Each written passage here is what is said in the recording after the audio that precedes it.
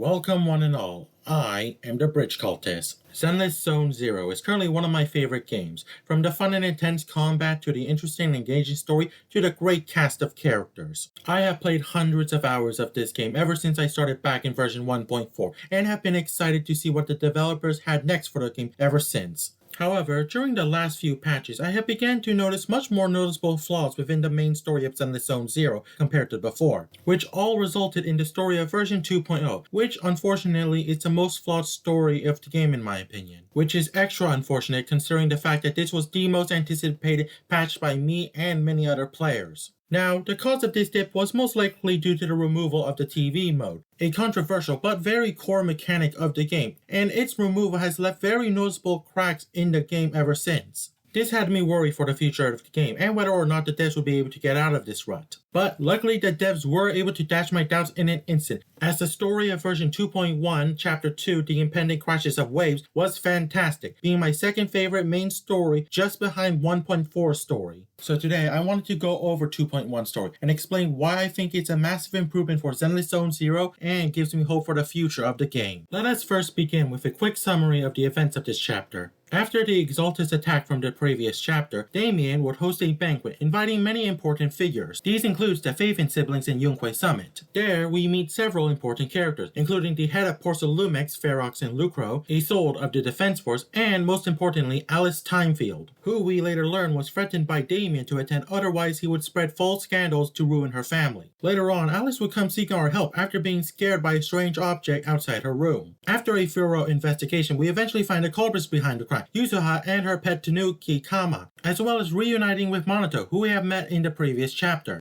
After confronting Yuzuha, she would bring up a piece of porcelain that we later learn came from an obscura, a type of container used to study etheric matter outside the hollow, something that is not made in the Waifei Peninsula. Sensing something shady going on, we decide to go investigate the matter. After heading to Silent Bay where the piece was found and having some help from Colonel Isolde, we would find where this piece would come from and find evidence of shady business happening in an abandoned facility, but are unable to progress for now. After returning, the characters managed to capture a grunt who attempted to take out Alice, since he feared that she saw the explosives that was in the container that Kama was hanging on when she scared her last night. After interrogating him, we learn of the plan to destroy the evidence in the facility with the explosives, as well as gaining further access to head into the facility. We return to the Hollow, where we eventually found an Exaltus base and evidence of them working with Porcelumex, as well as conducting human experiments on children and where they would create sacrifices. We are then suddenly attacked by the miasmic fiend, and after an intense battle we manage to escape, only to be ambushed and captured by Ferox, one of the heads of Porcelumex and the one working with the Exaltus. He is the one planning to blow up the facility to hide the evidence of their deals with the Exaltus after Exaltus left several sacrifices and monsters that are causing him problems. After we manage to escape his capture, we find ourselves in the underground river system, where Yuzuha would sacrifice herself by giving herself up to Ferox to allow the others to escape. It is here that we learn that Yuzuha was one of the children being experimented on, but was able to escape thanks to Alice's father sacrificing himself using the same river system they used to escape. After being rescued by Isolde and Opal Squad, we head back to the Hollow with the aid of Damien and Yichuan to rescue Yuzuha, bring Ferox into justice, and defeat the miasmic fiend. Now that that's done, let's talk about the biggest strength of this chapter, the characters. One of my main problems with the previous story chapter was how most of the members of Yunque Summit barely did anything aside from Yichuan. She had the spotlight all to herself, having all of the most memorable moments of the chapter, while everyone else just didn't really do anything of note. Now, I understand that she was the big character that the game was trying to promote, so it's understandable that they want to give her a lot of screen time and memorable moments. However, previous story missions managed to give other characters their moments to shine while focusing on one main character. The main example of this is the 1.2 story. While it is mainly focusing on Caesar, the other members of the Sons of Calgon can manage to get their moments to shine, even if it's brief. Seriously, when Monato has more memorable moments than most of the Yunque Summit members in this chapter, I think there is a clear problem. Seriously, I constantly forget that this guy exists. Luckily, 2.1 doesn't have any of these problems, as each member of Spook Shacks managed to get their moment to shine. Let's go over each member individually. First is Monato. I already quite liked him from his brief appearance in the previous chapter, and I like him even more, despite his more limited screen time compared to the other two.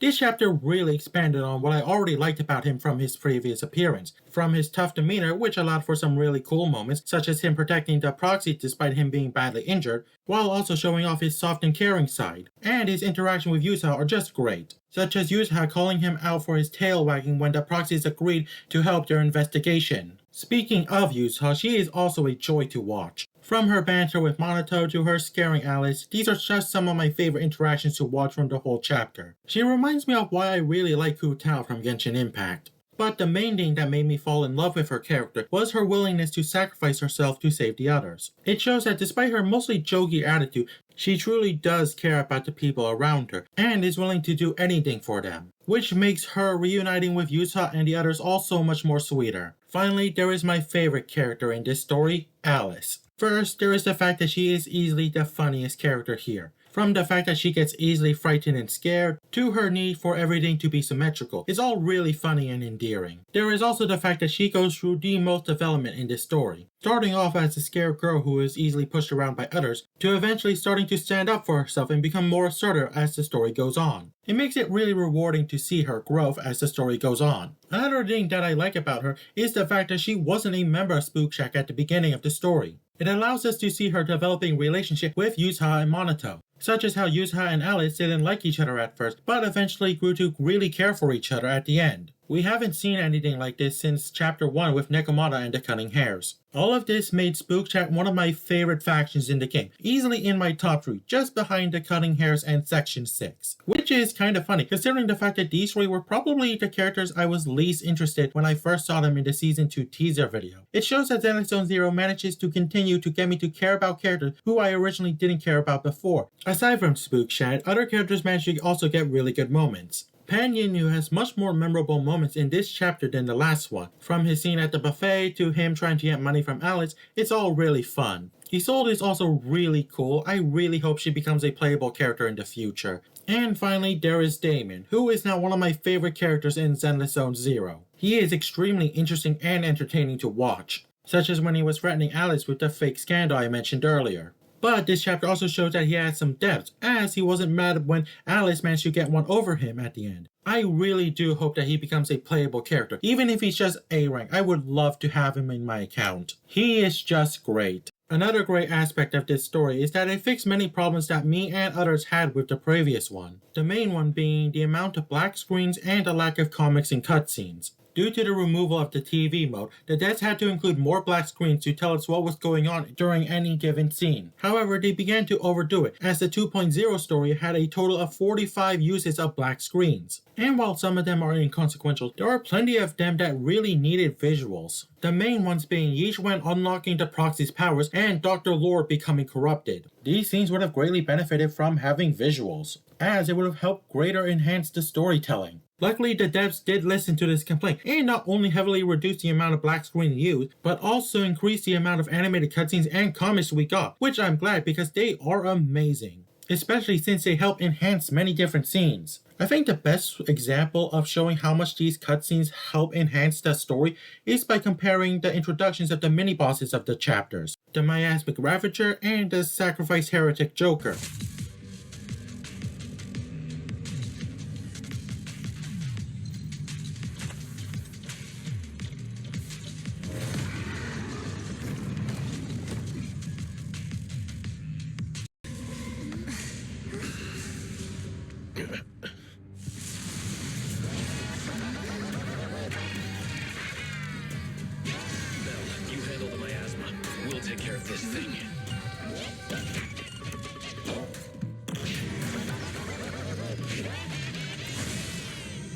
Another improvement was the pacing and structure of the story, as the previous chapters definitely had their problems in these areas. For example, the 1.7 story had Hugo's story interrupt the main plot we were following for a pretty long time, while the 2.0 story had a pretty long and boring beginning. This was mainly due to the Force tutorial, especially Swabian Temple. Luckily, 2.1 didn't really have any noticeably bad pacing in my opinion. I think the best example of how fixing both of these issues greatly enhanced the storytelling of this game is by comparing the backstory of Yichuan, Yusa, and Alice. The main problem with Yichuan's backstory is the fact that it's mainly being told to us, with the exception of the ending with the scene with her and her sister. It makes it very boring to listen to, especially considering the fact that we had an animated short basically telling us the exact same information. In comparison, I feel like the way they handled Allison and Yuzaha's backstory was much better. While Alice's backstory was presented in a similar way, it was much shorter and it presented us new information, which made it much more bearable compared to Yixuan. Then there's Yuzaha's backstory, which was told through a comic section,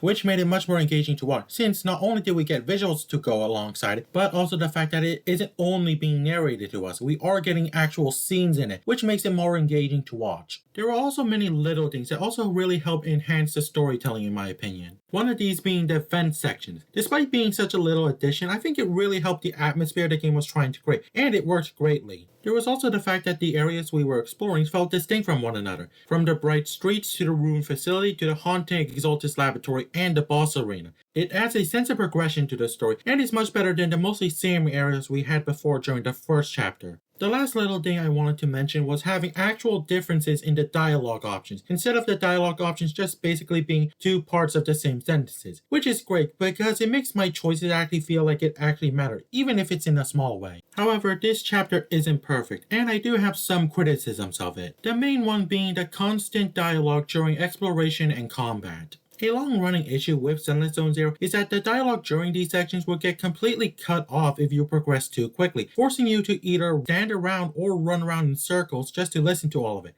especially considering the fact that there is no way to replay that dialogue. So if you accidentally skipped it, there is no way to replay that dialogue in the game at that moment. It wouldn't be so bad if it wasn't also for the fact that there would be long pauses between each sentence, making the dialogue even longer than it should be. I really do hope that devs fix this problem, especially since they've played the game for a while now. Another thing I would criticize is the conversation between Isolde and the mother. While I think it's a really good scene on its own, it really doesn't have anything to do with the current story, so it feels like a bit of a waste of time. I feel like this conversation should have been saved in the future where it would be more relevant.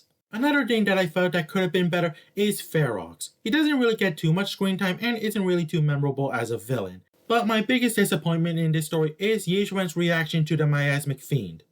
The ending of the 2.0 story was the main thing that got me excited for future story content. So it is kind of disappointing that Yixuan barely has a reaction to the miasmic fiend, considering the fact that that is basically her sister as a corrupted monster. I feel like she should have had a bigger reaction to it. And with that, that is all I have to say about the 2.1 story. It is a massive step up from the last few stories, and with 2.2 on the way, I can only hope that the devs continue with this level of quality. With all that being said, I am the Bridge Cult, and remember to pull responsibly and be a good person. Farewell.